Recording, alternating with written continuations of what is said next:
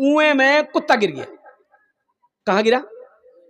अब पूरे बस्ती वाला उसी कुएं का पानी पीता था। अभी ना नल हुआ है, ट्यूबवेल हुआ है, अभी ना हुआ भाई, पहले कुआं ही था ना। बोलिए भाई, हम लोग भी गुसल किए हैं कुएं में, कुएं का पानी पीते थे।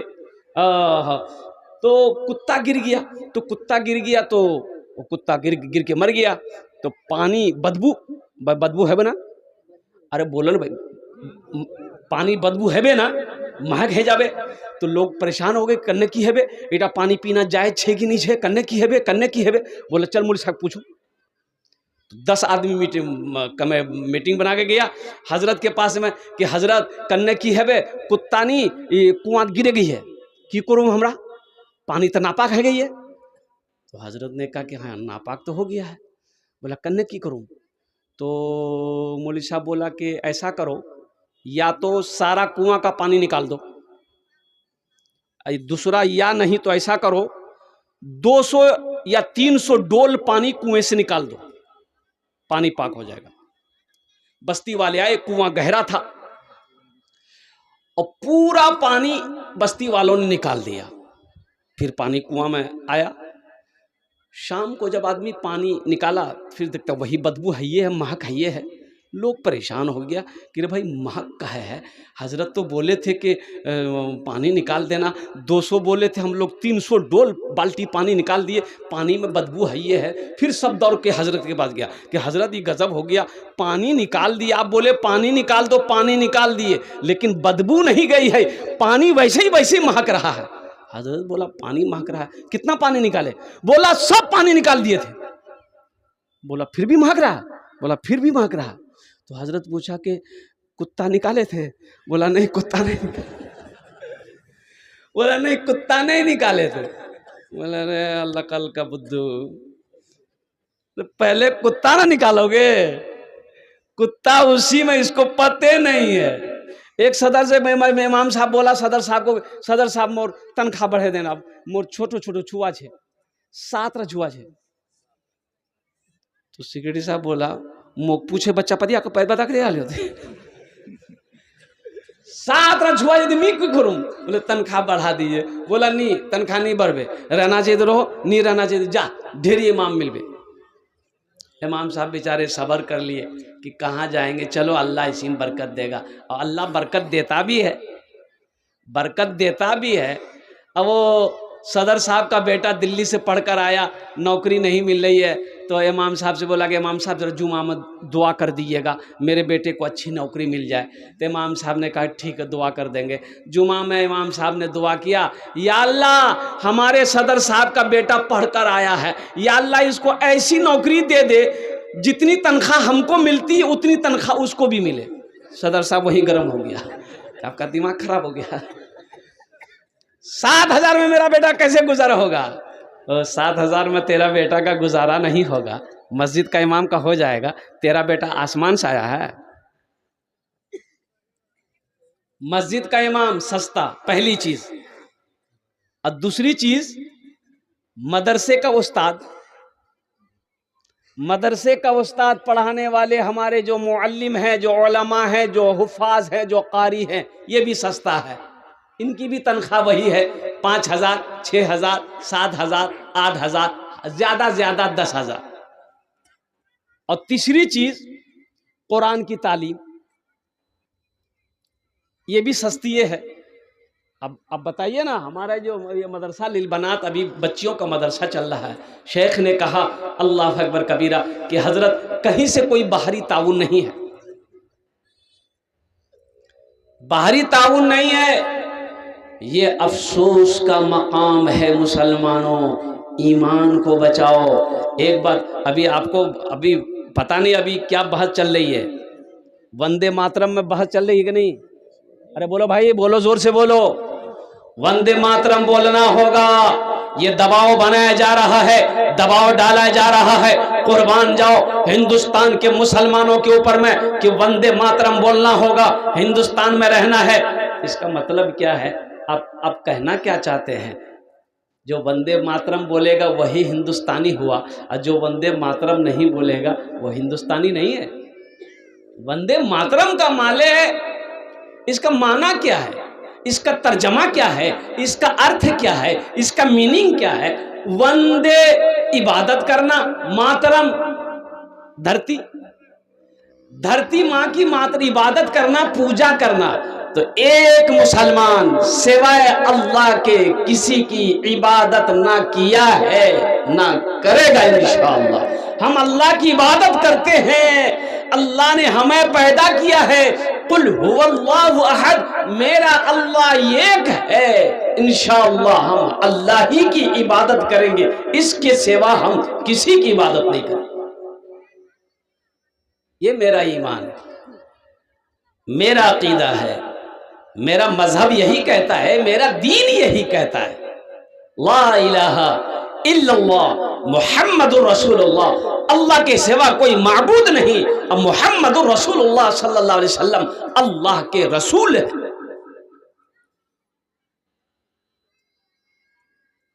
अब जहां तक रही बात हम हिंदुस्तानी हैं कि नहीं हैं, इससे बड़ा सबूत क्या होगा कि अंग्रेज़ों के खिलाफ जो फतवा दिया था वो हमारे अकाबिरीन ने, हमारे उलमा ने फतवा दिया था। अंग्रेज़ों की गुलामी करना, अंग्रेज़ों की यहाँ नौकरी करना ये हराम है और कुर्बान जाओ। अंग्रेज़ों ने हमारे उलमा को इस फतवे पर फांसी पर लटकाया था और लटकने वाला कोई और नहीं, मुसलमान था। जंग की आज़ादी की आवाज बुलंद करने वाला हिंदुस्तान में तमाम मजहबों में सबसे पहले मजहब का जिसका नाम आएगा वो मजहब इस्लाम था। और एक नहीं, हजारों उलमा ने अपनी जानों को कुर्बानी दी मुल्क हिंदुस्तान के लिए। अल्हम्दुलिल्लाह सुम्मा अल्हम्दुलिल्लाह।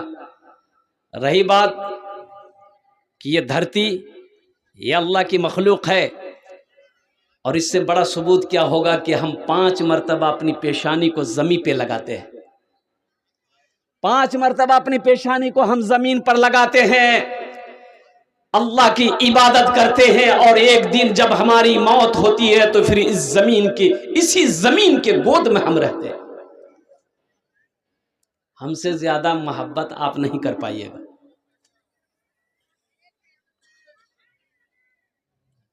और भाई तराना है, बहुत सारे तराना है। अल्लामा इकबाल ने जो तराना कहा, सारे जहां से अच्छा, सारे जहां से अच्छा हिंदुस्तान हमारा, सारे जहां से अच्छा हिंदुस्तान हमारा। हम बुलबुले हैं इसकी, ये गुलसिता हमारा। मजहब नहीं सिखाता आपस में बैर रखना, मजहब नहीं सिखाता आपस में बैर रखना।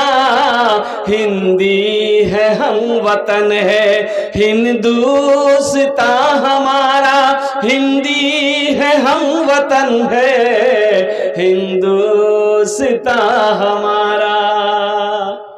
संविधान इजाजत देता है हर मजहब के मानने वाले को अपने तरीके के मुताबिक वो परे करे। हमारे हिंदू भाई मंदिरों में जाते हैं, जैन अपने क्या कहते हैं कि इबादत गाहों में जाते हैं, हमारे सिख भाई वो गुरुद्वारे में जाते हैं, हमारे क्रिश्चियन भाई वो चर्च में जाते हैं। जिसका जो मजहब हो वो अपनी खुशी से, अपनी मर्जी से वो परे करे, वो पूजा करे, वो इबादत करे। आप उसके ऊपर में दबाव नहीं डाल सकते, आप जबरदस्ती नहीं कर सकते। लकुम दीनुकुम वलिय दीन, तुम्हारे लिए तुम्हारे दिन है, मेरे लिए मेरा दिन है। इसलिए मेरे बच्चों मैं कहना यही चाहूंगा कि अपने ईमान को बचाओ। देखो दौलत कमा लेना बड़ी बहादुरी नहीं है, ईमान को बचाना ये बहादुरी है। लेकिन कहीं ना कहीं उन लोगों ने कहा कि भाई मुसलमान वंदे मातरम नहीं बोलेगा, हमारे अकाबरीन ने ऐलान कर दिया, हमारे अकाबरीन ने ऐलान कर दिया, चाहे जो हो जाए आप हमसे नहीं बुलवा सकते, ये हमारी मर्जी, हम बोले ना बोले, जबरदस्ती आप दबाव नहीं डाल सकते भाई। लेकिन एक पॉइंट लाया गया, एक ट्रेन खुली जिसका नाम है वंदे भारत, है कि नहीं है शायद?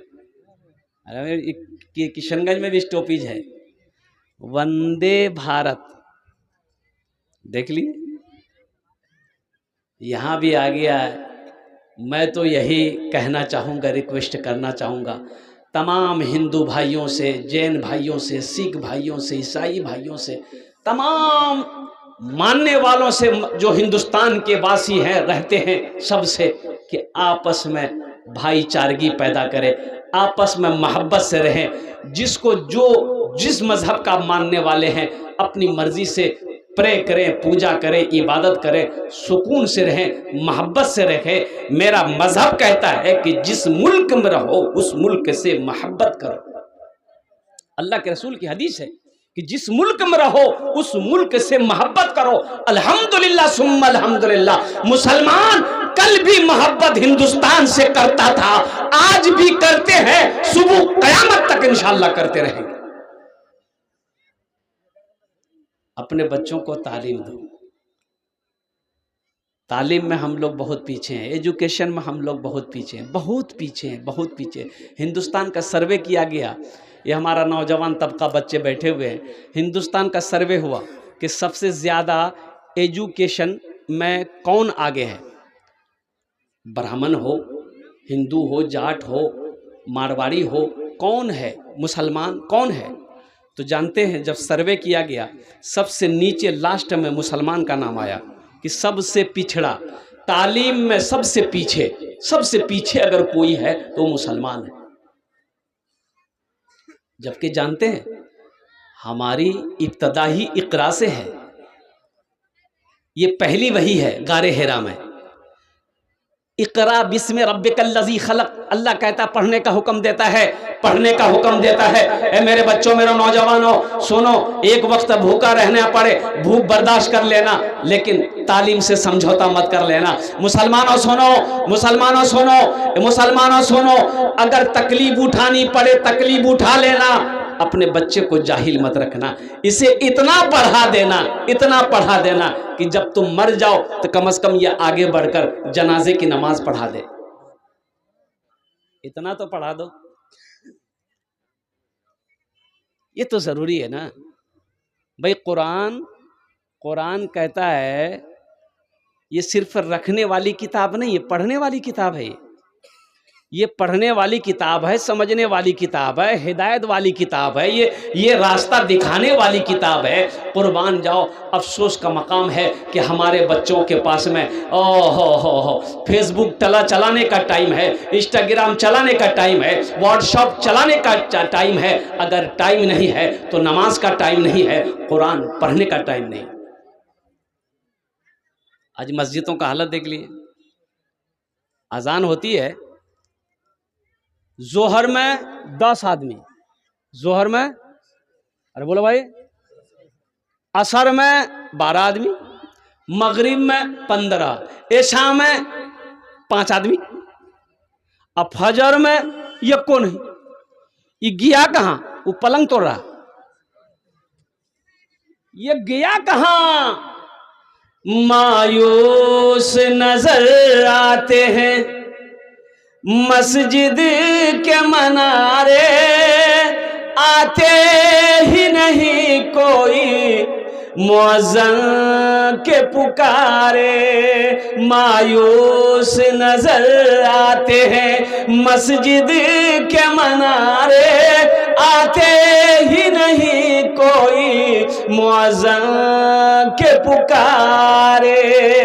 मिंबर भी तो खामोश है, मेहराब है सुनसान, हम कैसे मुसलमान हैं, हम कैसे मुसलमान, हम कैसे मुसलमान हैं, हम कैसे मुसलमान।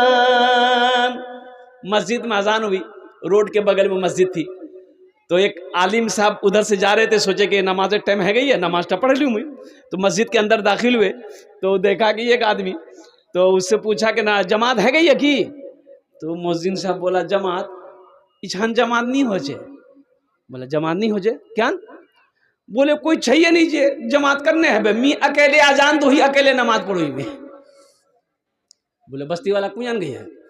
बोला बस्ती वाला कोचे नहीं, मोर पास टाइम नहीं है, ती अकेले अजान दे अकेले नमाज पढ़। ओ बस्ती वाला कोई नहीं आया, कोई नहीं हो सो? बोले कोई नहीं हो सो। तो आलिम साहब ने कहा कि एक बार ती आर आजान दे, एक बार आरती आजान दे। तो मुअज्जिन साहब बोला कि दी बार आजान करने दूं। बोला ती दे। तो मुअज्जिन साहब बेचारे वो खड़े हो गए माइक के सामने, अल्लाहु अकबर अल्लाहु अकबर। आजान खत्म हुई, 10 आदमी इधर से 10 आदमी इधर से 10 आदमी इधर से सब मस्जिद में घुसा। मुअज्जिन को बोला तो दिमाग खराब है कि की? बोला क्या? दी बार आजान हुए, दी बार आजान कोई दीजे मस्जिद तो एक बार आजान हो जाए दी बार। तो आलिम साहब बोला कि पहली मर्तबा आजान हुई थी तुमरा सुनिया लो? बोला सुनिया लो, हमरा तो घरों सुनू। बोला अच्छा क्या नहीं उसलो, क्या नहीं उसलो। और दोबारा आजान हुई तो मुअज्जिन से लड़ने के लिए आ गए, मुअज्जिन से लड़ने के लिए आ गए, झगड़ने के लिए आ गए। लड़ने की ताकत है, झगड़ने की ताकत है, नमाज पढ़ने की ताकत नहीं। हम सिर्फ ही सुनते हैं, हम सिर्फ ही सुनते हैं मस्जिद की अज़ाने, हम सिर्फ ही सुनते हैं मस्जिद की अज़ाने, होती ही नहीं हमसे अदा 5 नमाजें। आबाद ही रहे मकान और मस्जिद वीरान, हम कैसे मुसलमान हैं, हम कैसे मुसलमान, हम कैसे मुसलमान हैं, हम कैसे मुसलमान। मेरे बच्चों नौजवानों, इंशाल्लाह वादा करो सिर्फ जुमे की नमाज नहीं, जुमे की नमाज के साथ साथ इंशाल्लाह 5 वक्त की नमाज पढ़ेंगे, इंशाल्लाह वादा करो अल्हम्दुलिल्लाह सारा मजमा। इसलिए मेरे बच्चों सबसे पहले पूछ नमाज की होगी, सबसे पहले पूछ किसकी होगी? नमाज। अल्लाह पूछेगा जब मरोगे, मरोगे हशर का मैदान होगा, अल्लाह का पहला सवाल होगा नमाज देखो इसका फाइल निकालो।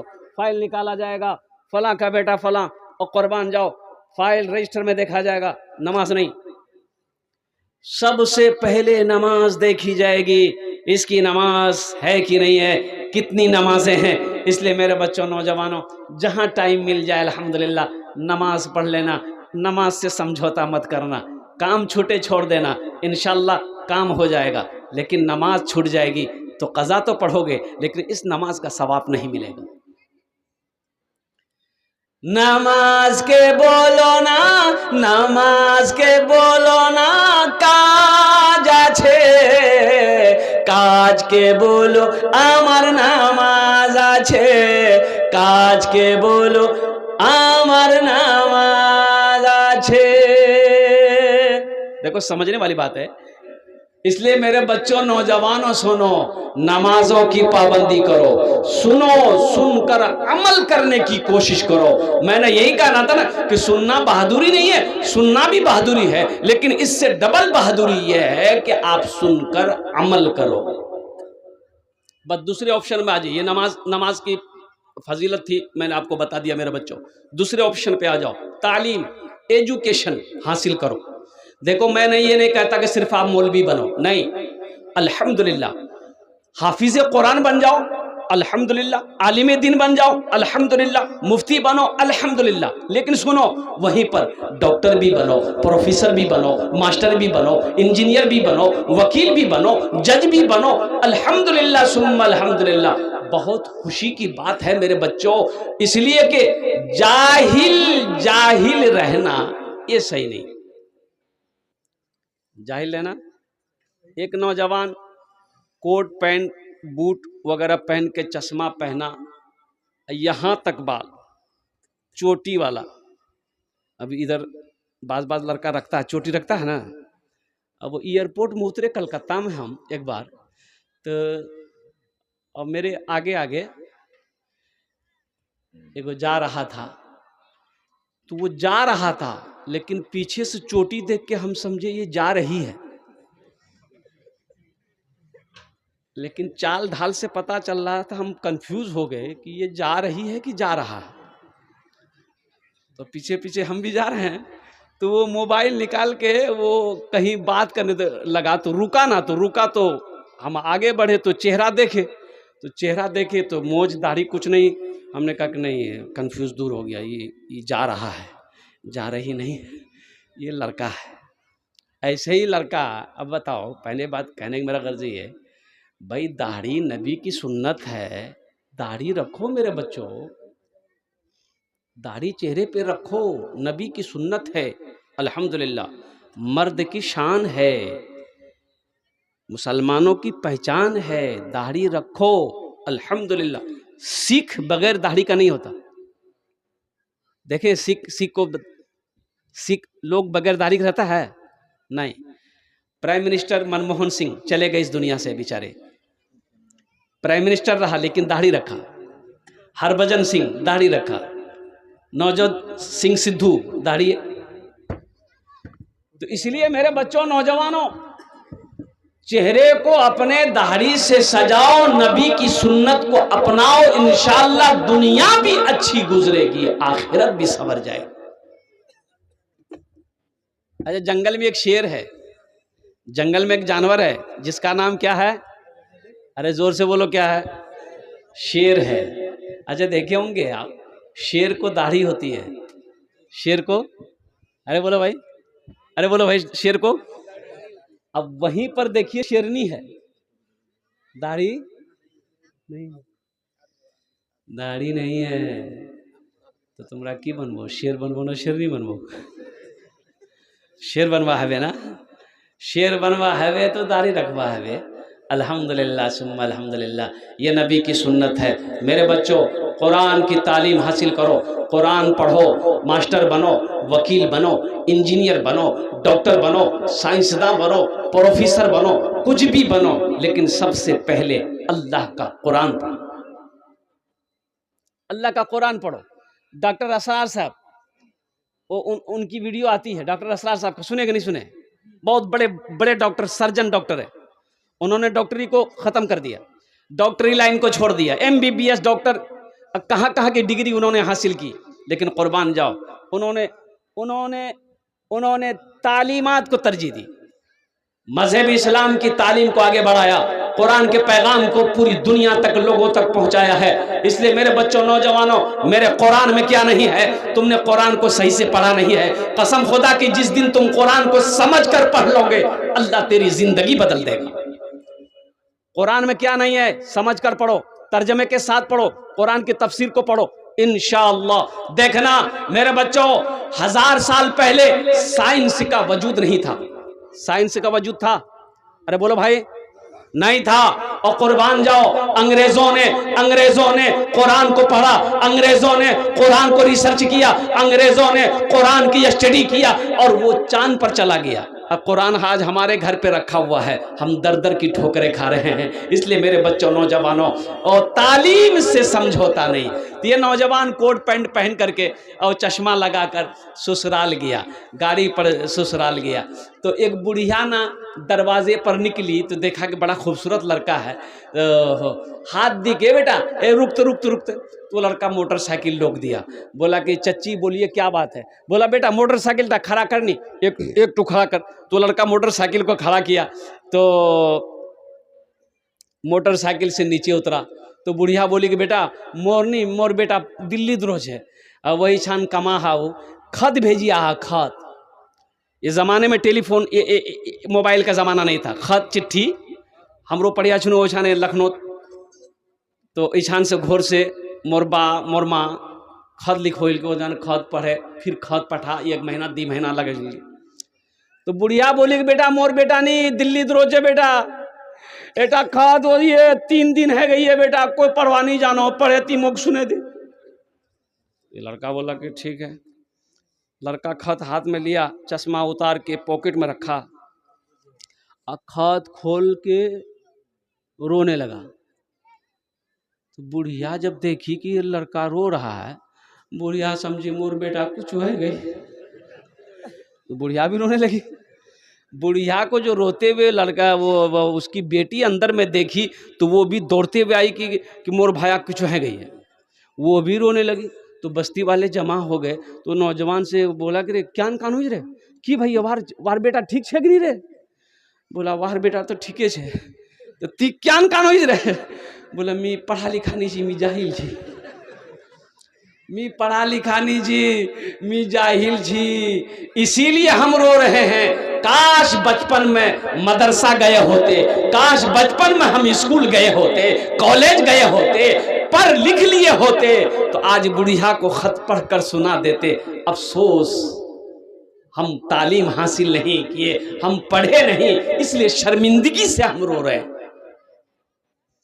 सहरा में जंगलों में, सहरा में जंगलों में, बयाबान में पढ़ो, मीनार गिर पड़े हैं तो मैदान में पढ़ो। सहरा में जंगलों में, बयाबान में पढ़ो, मीनार गिर पड़े हैं तो मैदान में पढ़ो। ये बेखबर नजूमी तुम्हें क्या बताएंगे, कल होने वाला क्या है ये कुरान में पढ़ो, कल होने वाला क्या है ये कुरान में पढ़ो।